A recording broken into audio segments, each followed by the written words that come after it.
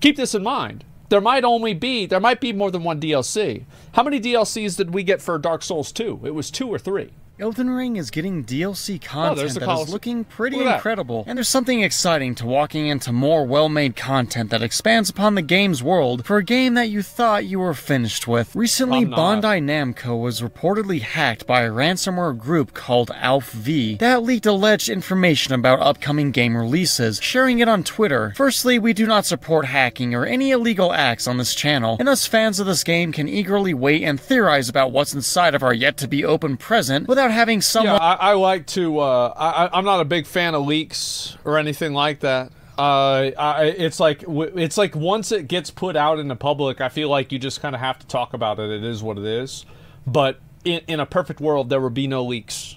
Coming along to rip the thing open. So looking at this title release sheet, if true, we can see various games pending release from Dragon Ball The Breakers to Little Nightmares 3, followed by Elden Ring's expansion in the third quarter of 2023, an expansion titled Barbarians of the Badlands. The Badlands, as many players may know, exists outside of the Lands Between, a name that may simply mean that the Lands Between exists above the lands of the Eternal City and below the lands of the Sky Temple, or possibly even between the other worlds within the Souls franchise that we go over in another video. However, in Elden Ring, our character, as with several others who enter the Lands Between, tread through a heavy fog from the outside, only after being invited in by the... Whoa, hold up. Is it actually too loud?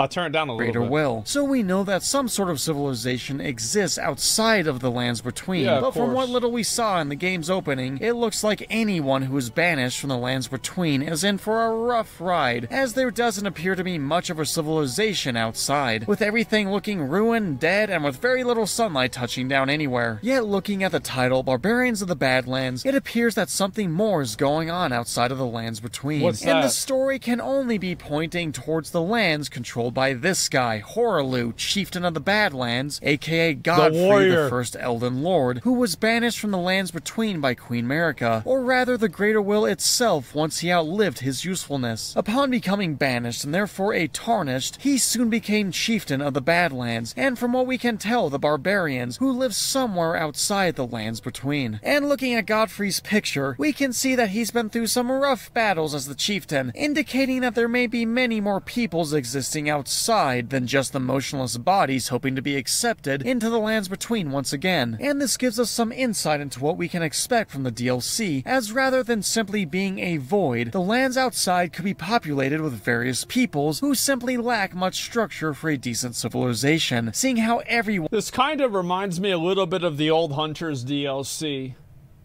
It's like this weird abstract world of miscreations almost. I think that's cool. One that dwells within them was banished for one reason or another. We can expect that these lands outside will be quite brutal and full of warring tribes for us to encounter, and possibly even lead, bring together, or simply conquer. And these Badlands are miserable enough that despite being the chieftain of them, Godfrey didn't waste any time in leaving them as soon as he could. Near the main game's end, we end up meeting Godfrey below the Erd Tree, who says that he has returned once more to be granted an audience with Queen Marika, and fights us before we can go on to battle her and the final boss. Despite Godfrey's reappearance, it seems that the Lands Between are relatively safe from anyone existing on the outside who would dare to attack them, either because there's no way to enter them without being invited in, or rather because anyone who's tarnished is sent far enough away as to render them harmless as a threat, and it could just be that difficult to find your way back into the Lands Between from the outside. And so difficult that even our player, upon being invited into the Lands Between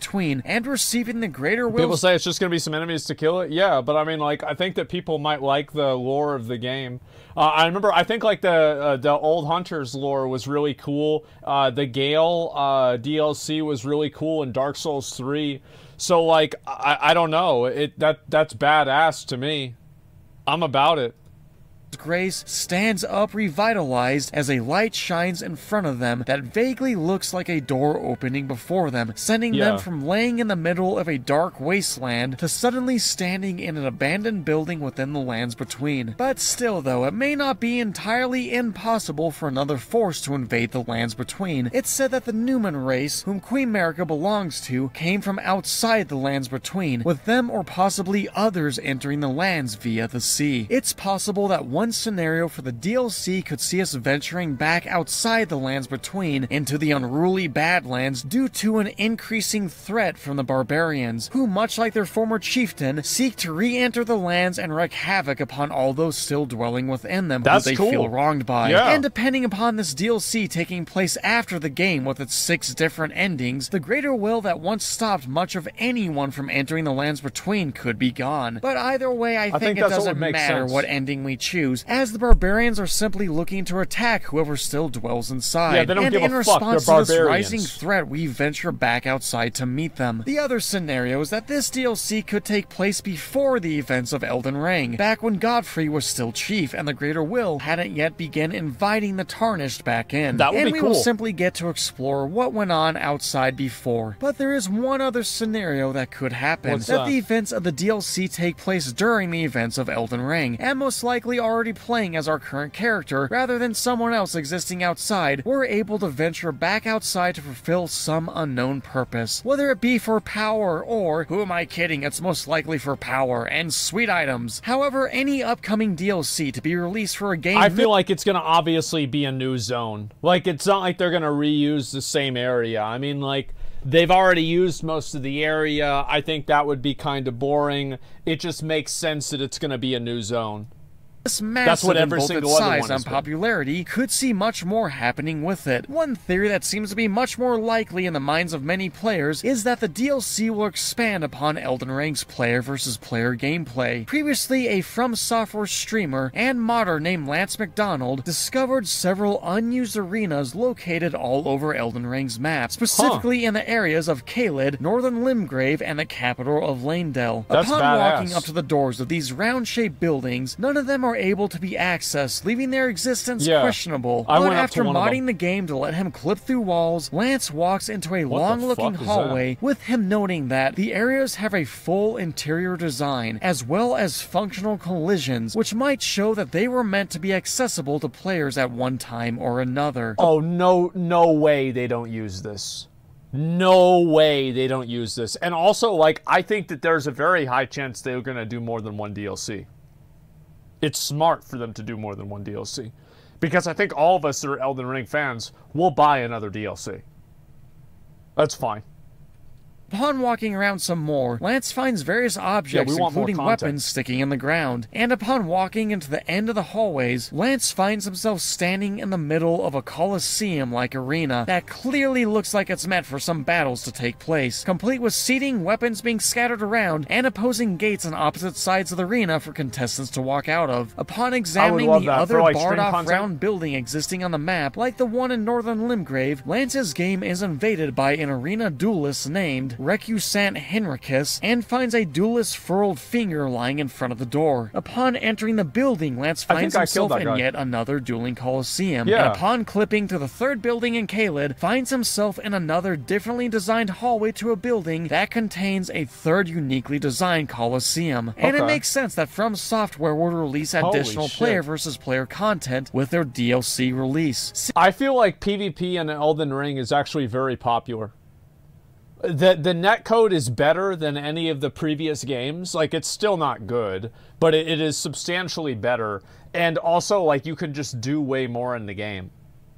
Seeing the enduring popularity of Elden Ring's PvP and co-op multiplayer mode, having a PvP DLC would offer all players additional content regardless of where they are in the story or what ending they've chosen, while giving them a continued incentive to test a variety of character builds and fighting styles. But it also makes sense that if From Software is releasing DLC content in the third quarter of 2023, aka the summer of 2023 being sometime between July and September, that they would release more than just the arena content by itself. With, what do you know, another leak pointing at the fact that we could see content specifically around Millennia's brother Miquella, after an Elden Ring modder and YouTuber named Garden of the Eyes data mine cut dialogue from the game's NPCs, as well as an unused ID from Miquella himself, giving space for an actual character for us to interact with in the game's future, which fans may know is interesting, seeing how Miquella is canonically dead in the base game, with Monk's Chamber hiding Miquella in a membranous egg egg during a cutscene. As one of the few named demigods within the game who does not have a boss battle or much of an encounter personally, there's plenty of room for From Software to expand upon this character's story and offer new content and lore to explore in the game. And now with so many leaks and theories popping up surrounding the game, From Software's first DLC will undoubtedly bolster Elden Ring's standing as its most widely played game. However, for players who want a firm timeline of when to expect any DLC content to appear, we can figure out a fairly accurate release date by looking at the pattern of previously released DLC content from FromSoft, which also gives us a clue as to how much DLC content we can expect. Which, just as I wish for a new... I don't know about that. Because, like, again, Dark Souls 2 had, like, 2 or 3 DLCs. Sekiro, we never got the Tamaway, like, I thought that's what we were going to get for DLC, like, 100% whenever I played the game. Like, yeah, okay, that's obviously what it's going to be. It wasn't, didn't happen. But besides that, I mean, like, we've gotten DLC for every other one except Sekiro, but Sekiro is also the most recent title. So, I don't think that we can really, like, maybe, like, a release schedule, you can make some sense out of that. But in terms of actual, like, how much or how often, I have no idea. Heap of content when seeing anything new to add to one of my favorite games, fans should expect a decent update that won't disappoint. In the past, FromSoft has shown a fairly solid pattern of releasing its new DLC content around 7 to 8 months after the release of its base game, with the amount of content being released almost always being a large chunk of a new part of the world to explore that expands upon its gameplay and lore behind what's happening, that can keep players busy for hours as they take on new enemies and boss fights. Although there's one problem. This is Elden Ring, From Software's biggest, most ambitious game yet, that reinvented its formula and took it to an open world format. Whatever DLC they have planned out could easily be expected to take months longer than most likely every previous DLC they've released until now, as they tire away fleshing out whatever free-roaming spaces, character story, and boss fights they create. Not to mention, they have the added pressure of making sure that this DLC really hits the spot for not only longtime fans of the franchise, but also pleases the much larger fan base that they've acquired. Which makes sense that they would plan releasing their content in the third quarter of next year, nearly a full year and a half after the base game's release at minimum. And this showcases a problem for most large game developers, as video games like the Souls series, Zelda, and others keep increasing the scale of everything within their content to keep up with gamers' expectations in a competitive market of video game companies trying to constantly one-up another with the next new hit. Not only does the DLC content they release... just pause right here, because he's just going off. Listen. The reason why Elden Ring and Dark Souls is able to be as timeless as it is not because of From Software, it's because of modders. The reason why Dark Souls 3 was relevant, even from 2016, is because people were playing all the mods. As soon as these mods start getting around in Elden Ring, then you're going to see a huge amount of longevity happen with this game. I think it's because of the gameplay. Well, like, what I'm saying is that, like, the gameplay is the foundation. And what I'm saying is that the foundation of Elden Ring and the foundation of Dark Souls 3 before then was so strong that even players could make their own content that was scuffed in many ways, but people would still play it because the gameplay was so good and it added a different twist on what they've already done. So yeah, the mods have kept the game relevant. I think that was a big factor with Dark Souls 3.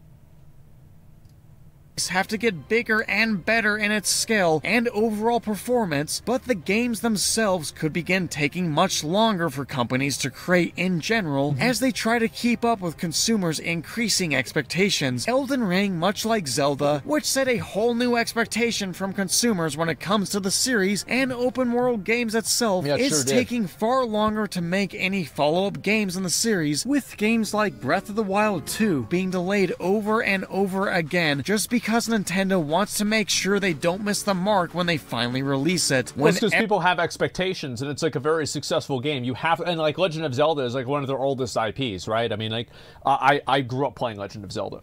Link to the Past was my first Zelda game, and it's obvious that they're going to want to make sure to delay it and make it as good as possible. The reality is that making a video game that's like super complex like this takes a really long time, and you're never going to be able to keep up with people's demands. It's like watching a movie. Watching a movie takes 2 hours. Making a movie takes 2 years. I mean, there it is. You can't do it. Whenever that happens, and the same thing could easily happen to any later games in From Software's series, as they try to fill in the large gap with various DLC content to tie players over. But if none of this was very exciting, then I saved my most interesting fact for last. I hate those pieces of shit. Activision, in connection with Blizzard, has recently begun sponsoring content creators to create videos specifically about Sekiro Shadows Die Twice, a game that was released way back in 2019, which would be a rather strange marketing move for a company to make, as they dump money into various content creators unless they were planning on Elden Ring's follow-up to be Sekiro 2. Watch this video if you're interested in seeing how all of the Souls games are connected. Oh my god. Oh man. I wonder if that's what's going to happen. Sekiro DLC, I don't think it was going to happen. Like, I thought it wasn't going to happen for sure. But if it does, I mean, I'm going to be there ready to play it. I'll tell you that for sure. FYI, Mikkel isn't confirmed to be dead. He's asleep, resting in the cocoon to transform into something greater. Yeah, it's like, I don't know. I think they can always change things up a little bit too. I mean, it's not impossible. They can probably go a bunch of different ways with this. I would either like something about Mikkel or some more details about what's going on with Milena or both. I don't know. Would it be awesome? Yeah, it's like whatever they think is going to be good. I mean, like, I'm mainly a gameplay guy. That's what I care about the most. And so whatever has good gameplay, I'll be happy about. I think that's all it comes down to for me. It'd be cool if we get upgraded armor at some point. Cool, yet underwhelming armor, viable in late game. I agree with that. Yeah, armor is very boring. I remember the, what was it called? The Cinders mod in Dark Souls 3 really made armor a lot more interesting. And I think that, you know, you could see Elden Ring took some stuff that was kind of like what the Cinders mod had, and they put it in some of the Elden Ring items, like, you know, like the jump attack, I think it's like a cloak, the strength helmet, intellect helmet, etc. So I wouldn't be surprised to see more of that stuff.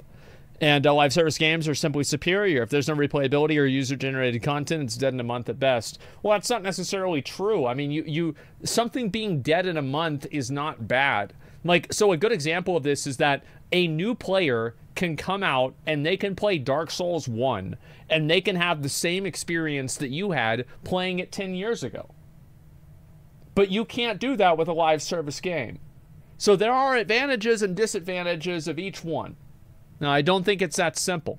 And also, live service games can be in a good state or a bad state. You can keep that in mind as well. Let's see here. I hope this be the case at release for the environmental changes that come with your chosen ending to carry through with the rest of your playthrough. I think that's probably what they'll do. I would be surprised if it wasn't, but maybe not. I don't know. Cool idea would be the DLC would be a split ending. The lore could be that the Greater tells you to kill the heathens in the Badlands, so you go recover grace, and then you decide to either unite the Badlands or destroy it. Yeah, I think that actually seems pretty fucking realistic, especially given the context of their previous stories.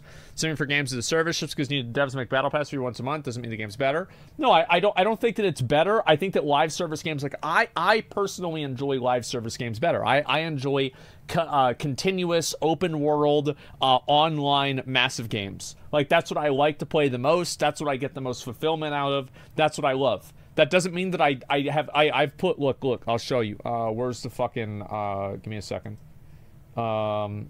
Library. Look, right, Dark Souls 2, 84 hours, Dark Souls 3, 200 hours, Dark Souls Remastered, 366 hours. I mean, I've played these games a lot. I mean, what's here? Sekiro, where's Sekiro? I've only put 33 hours into Sekiro, but that's about it. I played a lot. And so, like, I like these games too, but that's it. And so, less than me for sure. Oh yeah, no, I haven't played as much as somebody who's super serious about it, but I've played the game substantially, and I've done multiple playthroughs through each one of them. And so, yeah, that's the way that I feel about it. I really hope that the DLC is good. You know, shout out to this guy, what's his name? Trick Theory. I've never actually watched one of his videos before, but especially adding in that Sekiro stuff at the end, I'm really glad to see that, man. Yeah, I hope he gives us some more updates. There's a video. You guys can give it a like and give him a sub if you want. And yeah, I'm excited to see what happens in the future, man. Yeah, that's it. Sekiro's being promoted because of low sales and they're trying to capitalize on Elden Ring's popularity. No, man, that's not true. It's because they're gonna do a Sekiro DLC. Nope, that's not true. Shut up. Shut up, idiot. Shut up, idiot. You don't know what you're talking about. Sekiro, I think that Sekiro didn't sell well. One of the reasons why Sekiro might not have sold as well as they had hoped is because it's really fucking hard. Like, all of my friends, I really mean this, I don't know a single person that's beaten Sekiro. It's pathetic. I don't have a single real-life friend that's beaten Sekiro. I've had a handful of them that have beat, like, S-Fan beat Dark Souls and Dark Souls 3. That's it. They couldn't beat Ishin? You try a different strategy. It's not as hard as you think. You just have to know what to do. That's all. I don't really like the combat style in Sekiro. I do. I think it's great. I love the combat style in Sekiro. Can't over-level in Sekiro. You have Divine Confetti, you have Yasumatsu's Sugar, you have fucking the Firecrackers. Every single boss has some stupid fucking gimmick that you can use to kill it. I don't want to hear about this, okay? Yeah, Ichimoji, yeah, the Mortal Blade, yeah, game journalist mode. They got banned from S-Fan asking if him and Bonnie were dating. Well, yeah, why are you fucking asking about that shit? Why are you asking about that shit? Don't you think if they were or if they were not, they would just tell you, like, what, to get out of here? What are you doing, man? What the fuck you doing? We gotta watch the live streaming video again? We gotta go back, we gotta watch that one again, huh? Is that it? We gotta go through this whole thing. For you? Stop it. Jesus Christ. Did you watch the new League video? Yeah, I did. I did. I saw it. I saw it, man. Rewatching for that guy. Anyway, Sekiro broke my left bunker, but I beat it left multiple times. It's a great game. It is. I'll watch the Narc video maybe tomorrow. That's it. And censor all your friends with secret relationships? What the fuck? I don't worry about that, man. Stop it. Get some help. No, it's not get some help. It's just chill out, man. That's it. It's nothing too much. And so anyway, yeah, I'm glad to see this. Like, I fucking love... Like, I love Dark Souls 1, 2. There are really cool things about Dark Souls 2. I think Dark Souls 2 has a lot of ideas. A lot of the ideas are garbage. However, there is an allure of Dark Souls 2, a mysterious allure to it that is appealing. Dark Souls 1 is one of my favorite games of all time. I think Dark Souls 3 is the best of the series in terms of, like, playability, usability, scope, and what you can do in the game. I think Sekiro is the pinnacle of their combat. It's perfect in my opinion. And Elden Ring is just the, you know, that's the magnum opus of all of them. And Bloodborne has the best story. I like Bloodborne's story the most. I think it's the most interesting and the most unique and cool. That's the way I feel about it.